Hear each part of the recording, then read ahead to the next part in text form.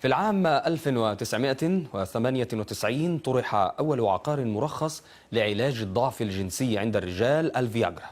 قبل يومين وافقت إدارة الأغذية والأدوية الأمريكية FDA على استخدام عقار الفياجرا النسائية هذه المرة، على الرغم من أن طريقة عمله تختلف تماما عن فياجرا الرجال التي تنتجها شركة فايزر للمستحضرات الدوائية. كانت إدارة الأغذية والأدوية قد رفضت هذا العقار مرتين، عامي 2010 و2013، بسبب مخاوف من أن مخاطره تفوق مزاياه، لكنها تعرضت لضغوط من جانب جماعات مدافعة عن حقوق الإنسان قالت إن النساء حرمن من العقار الذي يعالج ضعف الرغبة الجنسية. وجاء القرار الأخير بالموافقة بعد أن خلصت لجنة استشارية في يونيو حزيران الماضي إلى أنه يتعين إجازة العقار شريطة الالتزام التام بشروط صارمة لضمان التوعية الوافية بمخاطره. فما مزايا العقار وما مخاطره؟ وهل سيلقى رواجا في عالمنا العربي أم أن العادات والتقاليد ستحول دون انتشاره؟ بعد 17 عاما من طرح أقراص لعلاج الضعف الجنسي لدى الرجال، أصبح هناك دواء معتمد وظيفته تحفيز النساء جنسيا. الاسم العلمي للعقار الجديد هو فليبانسيرين، وسوف يسوق تجاريا تحت اسم أديي في صورة أقراص وردية اللون. بينما يركز الدواء المخصص للرجال على عمل الأعضاء التناسلية، يعتمد الدواء الخاص بالنساء على تحفيز مواد كيميائية محددة في المخ. وفقا لإرشادات استخدام الدواء، يجب على النساء تناوله كل ليلة، كما أن مفعوله ليس مباشرا مثل الدواء المخصص للرجال، إضافة إلى وجود أعراض جانبية.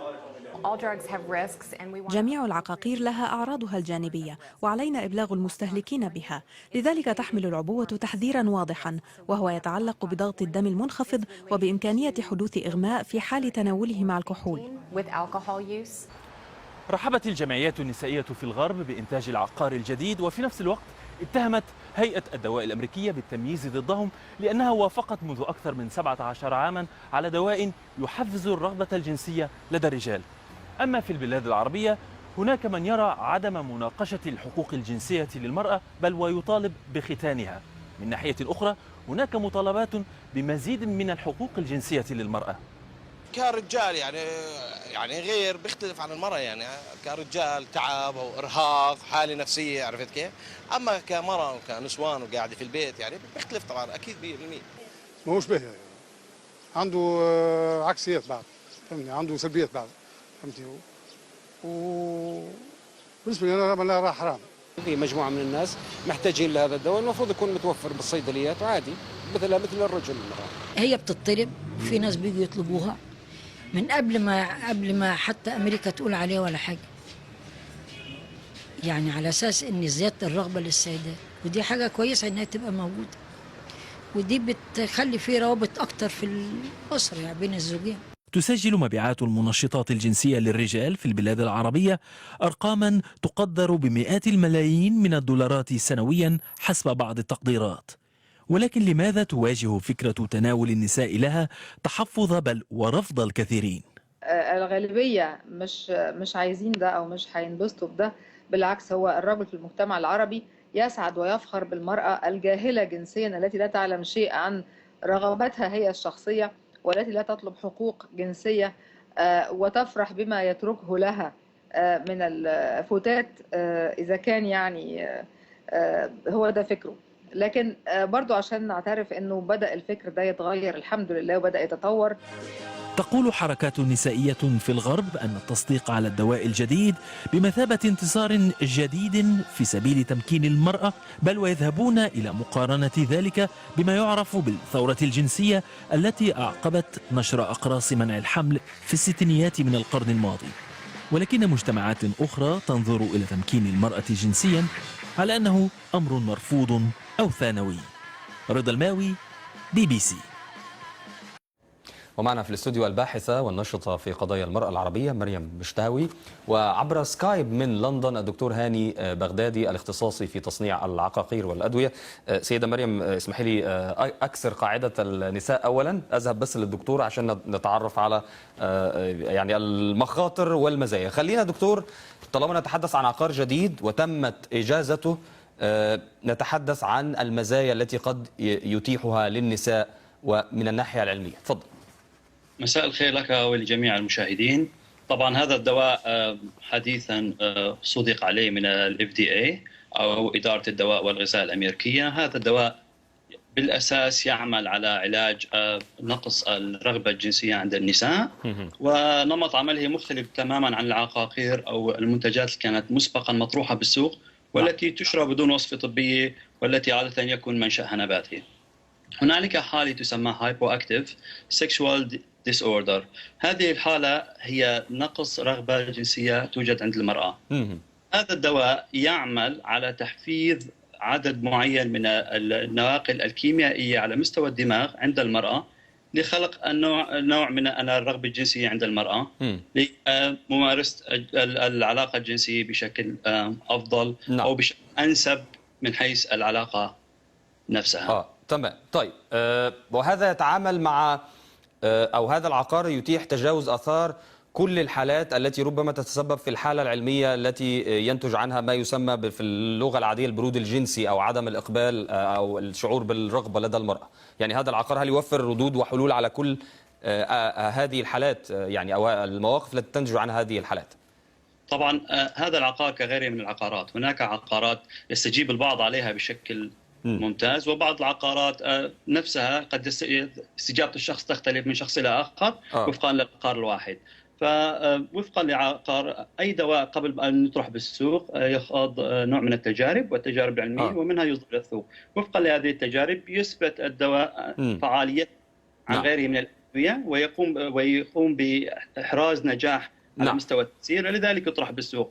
فأكيد له تأثير إيجابي من الناحية الفعلية. طيب دكتور، أنا سأعود إليك لمزيد من التفاصيل، بس أسأل أستاذة مريم، حين يعني هذا العقار أقر، حين أقرت الفياجرا الرجالية إذا جاز لنا التعبير، حققت نجاح منقطع النظير في العالم العربي. أنا بس هنا أصف حالة، أي حالة المبيعات، لا أقرر شيء يعني بشأن هذا الموقف في العالم العربي. ما الذي نتوقعه بالنسبة للفياجرا النسائية الآن وتعاطي المجتمعات العربية، رجال ونساء، لأن الرجال هم أزواج بعض النساء اللائي قد يستخدمن هذا العقار؟ كيف نتوقع رد فعل المجتمع العربي؟ مساء الخير أستاذ محمد، ومساء الخير للمشاهدين الكرام. أولا، حين نتكلم عن الجنس يجب أن نعلم أنه فخر للرجل في مجتمعاتنا العربية وعيب للمرأة، واللذة الجنسية هي مغيبة تماما في مجتمعاتنا العربية. فالمرأة تعتبر في المجتمعات العربية هي كوعاء يحتوي لذة الرجل ووعاء للإنجاب، ومن هنا جاء تعبير واجبات زوجية. فمن الصعب أن يتقبل المجتمع هذا الدواء. من ناحية أخرى يجب أن نعرف أن مجتمعنا العربي يخضع لسقف الدين، هي السلطة الكبرى. صحيح. الدين والتقاليد والأعراف. يعني أنا أستغرب وبشدة أن تجرؤ امرأة عربية أن تذهب إلى الصيدلية وتشتري مثل هذا الدواء. أيضا أريد هنا أن أنوه على أن هذا الدواء يجب كما وصفه الأطباء يجب أن يكون تحت إرشاد وإرشاد الطبيب. وهنا أعود إلى التوعية. هل هناك برنامج توعية لأولئك النساء؟ يعني أحد المشكلات التي قد تنشأ أن الناس أصلا ليست لديها توعية فقد يسيئوا الاستخدام. طبعا هناك أيضا مشكلة أخرى، أن معظم الصيدليات في العالم العربي تبيع الأدوية بدون وصفة طبيب. وحتى نجد هذا الشيء في أدشور رود في لندن في بعض الصيدليات العربية. لكن المشكلة الأولى أستاذة مريم هو أن المرأة كما تقولين وفقا للمجتمع العربي ليس من حقها أصلا أن تفكر في مسألة اللذة الجنسية كي تفكر في شراء هذا الدواء، يعني مصادر عليها هذا الحق، لذا سيكون عليها صعبا من الأساس أن تتعامل مع هذا الدواء. هي اللذة الجنسية بالنسبة للمرأة أنا لا أريد أن أستهين بها، والعلاقة الجنسية لأنها تؤثر بيولوجيا على الجسد وعلى السيدة، ولكن أنا يعني هنا نجد أن أولوياتنا في العالم العربي تختلف كثيرا عن الأولويات وعن المجتمع الأمريكي. نحن اليوم لدينا مشكلات كبيرة جدا، مشاكل كبيرة جدا، مثل الموت في مراكب البحر، مثل بيع النساء كسلع وكسبايا في العراق، مثل الأمية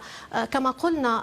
نتج منذ 3 أيام أعتقد أن كان هناك تقرير عن ارتفاع نسبة الأمية بشكل كبير، فأجد أن التركيز على هذا الموضوع الآن في هذا الوضع السيء الذي يواجه العالم العربي يعني صحيح. قد يطرح البعض هذا الرأي، هذا رأي يحترم، لكن المشكلة أستاذة مريم أن هذا الموضوع يمس مشكلة رئيسية في العالم العربي وفقا للدراسات العلمية والإحصاءات، سبب من الأسباب الرئيسية لحالات الطلاق والانفصال في العالم العربي. عشان كده سيكون العالم العربي معني بهذه النقطة. لكن أنت أشرتي ولكن أنا عندي سؤال صغير. هل يمكن لمنتج طبي أن يغير أعراف وتقاليد؟ هذا فكر يحتاج إلى سنين. بس أنت أشرتي كمان لمشكلة التوعية، يعني حتى لو المجتمع تجاوز هذه المرحلة وكان متاح بسهولة الاستخدام، يحتاج هذا الشيء لسنوات المخاطر طويلة. صحيح. سأسأل الدكتور هاني، وفي ظل ما يعني الحديث عن نقص الوعي أصلا في العالم العربي مما سيجعل استخدام هذا العقار لدى النساء يعني محفوف بالمخاطر، من هنا نتحدث عن المخاطر التي جعلت هيئة الدواء والغذاء الأمريكية يعني ترفض إقراره مرتين في 2010 و2013. هذا أمر مقلق. تماما. طبعا يعني العامل الأساسي في البداية لرفضه كان هو تأثيره السلبي في حال أخذ مع الكحول. ذكرنا عن مجتمعاتنا ونعلم أن الكحول غير منتشرة بكمية كبيرة جدا مقارنة مع دول الغرب أو أمريكا. فأعتقد أن هذا عائق أقل ضرر في مجتمعاتنا العربية. جهة ثانية، الأعراض التي قد يسببها هو انخفاض ضغط الدم، وانخفاض ضغط الدم قد يكون مشكلي. تدخل الشخص في غيبوبة، حالة من الغثيان أو الجفاف الفموي، لكن هذه الأعراض قد تظهر خلال استخدام يوم أو يومين أو 3.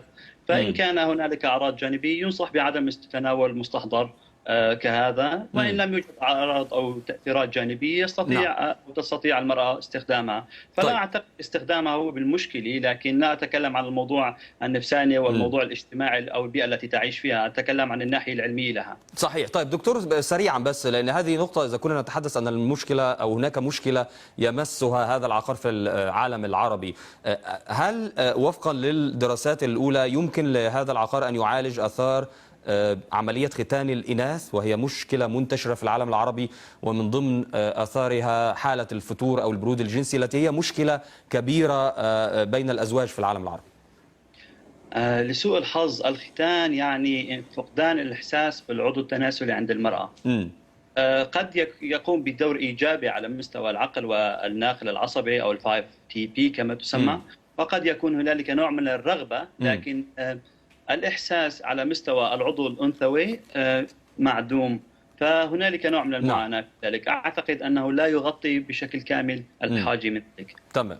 طيب أستاذة مريم، أعود إليك مرة أخرى. يعني حتى لو كان العقار لا يغطي بشكل كامل كافة المشكلات، لكن قد يمثل حل للبعض. لماذا لا نتوقع أن يتجاوز المجتمع العربي محاذيره بالنسبة لقضية لذة المرأة أو العلاقة الجنسية بالنسبة للمرأة، كما تجاوز مسألة كرامة الرجل فيما يتعلق بموضوع الفياجرا؟ ما هو كان يمس مسألة أن كيف الرجل سيذهب للصيدلية ويطلب شيء يمس رجولته، يعني كما يتصور البعض في العالم العربي. لأن كما قلت لك العالم العربي السقف الكبير أو السلطة الكبرى فيه هي سلطة الدين والأعراف والتقاليد، وهنا يجب أن ننظر ما رأي الشيوخ أو ما الفتاوي التي ستصدر بالشأن العقاري. ستصدر بشأن هذا الدواء، وهذا سيكون له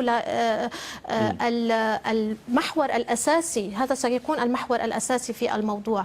فالمشكلة أن مجتمعاتنا العربية هي مجتمعات تستند بشكل كبير على الدين، هي مجتمعات فيها أعراف وتقاليد معينة لا يمكن تخطيها.